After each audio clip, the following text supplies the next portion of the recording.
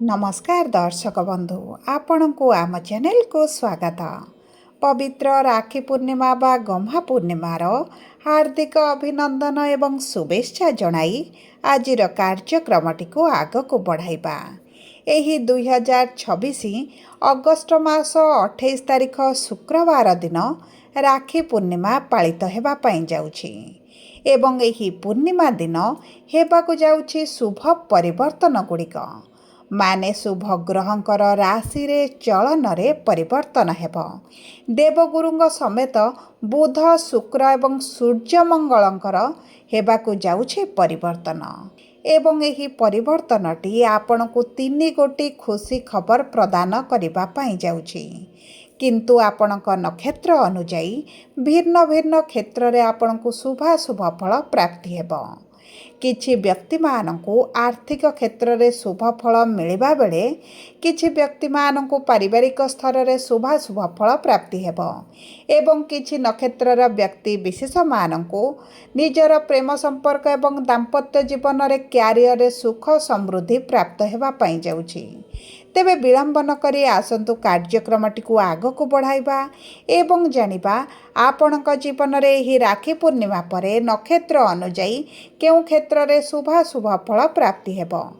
किंतु वीडियोटी को आरंभ करबा पूर्वरु जदि आपणकर भी बिछा राशि होइथाए एवं आपण भी ईश्वर को आंतरिक भक्ति एवं विश्वास करंती तेबे वीडियोटी को लाइक करंतु।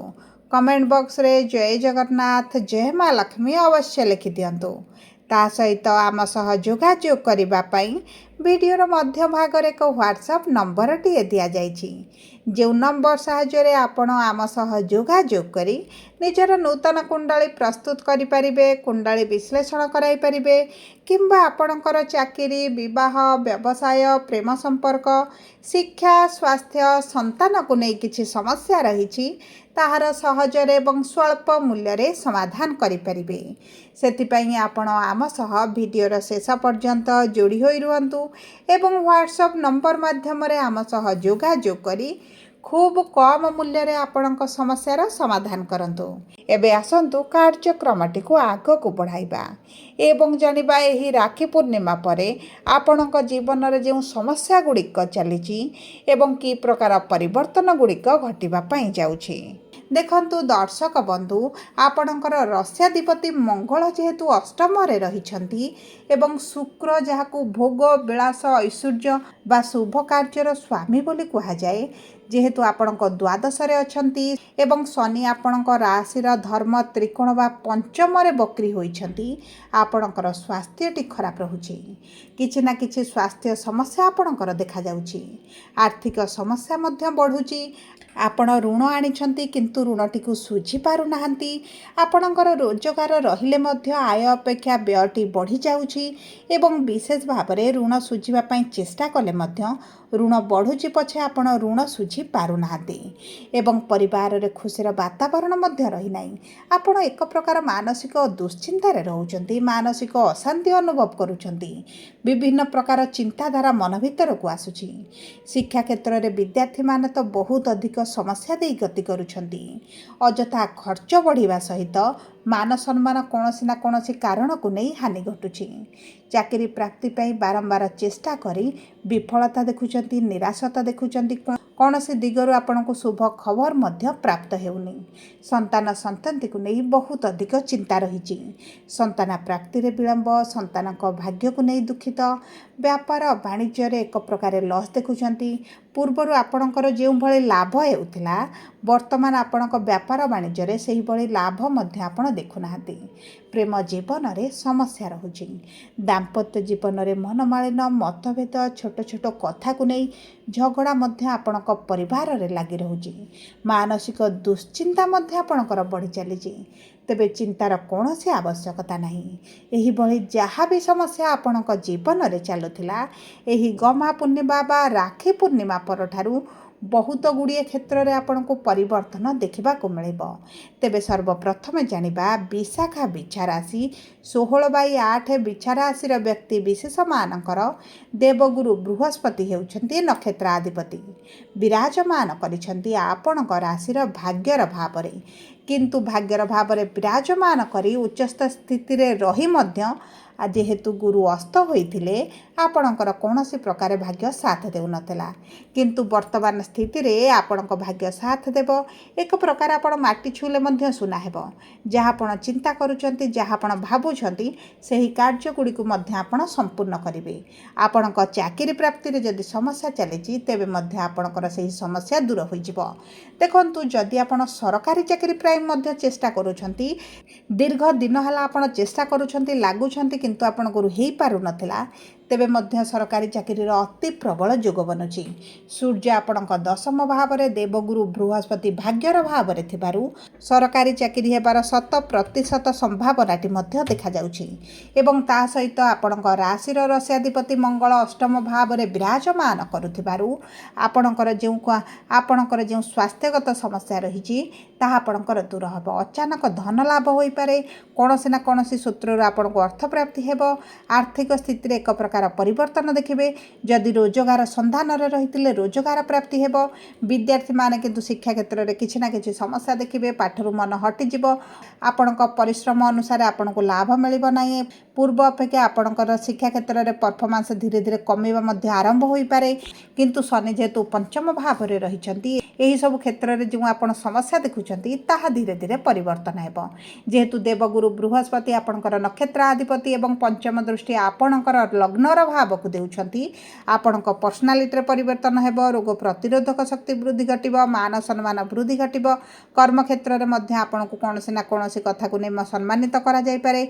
उच्च स्तरीय लोक सहित जोगाजोग बढ़िब। ऑनलाइन रिलेटेड जदि कार्य करूछंती सेथिरे सफलता प्राप्ति हेब। आईटीआई फील्ड रे आपणको नियुक्तिर संभावनाटी देखा जाउची किंबा आपण कौनसी ना कौनसी माध्यम रे एही सब क्षेत्र रे जड़ित हेबे एवं अर्थ रोजगार करिवे। किछि ना किछि आर्थिक स्थिति रे आपणकर परिवर्तन आसिबो।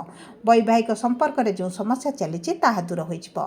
एबे आसंतु जानिबा अनुराधा बिछा राशि 17/8 बिछा राशि व्यक्ति विशेष मानकर शनि हेउछंती नक्षत्राधिपति विराजमान करिछंती पंचम भाव में। प्रेम क्षेत्र में जो समस्या रही जदि आपण मिथ्या संपर्क रे जोड़ी होइतिले तेबे आपणकर संपर्क भांगी जाई पारे।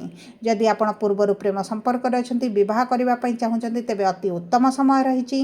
विद्यार्थी माने जदि कोनोसी प्रतियोगिता रे भाग नेउछंती आपणको निश्चित भाव में शुभ फल प्राप्ति हेब। संतान प्राप्ति पई अति प्रबल जोग बनुची।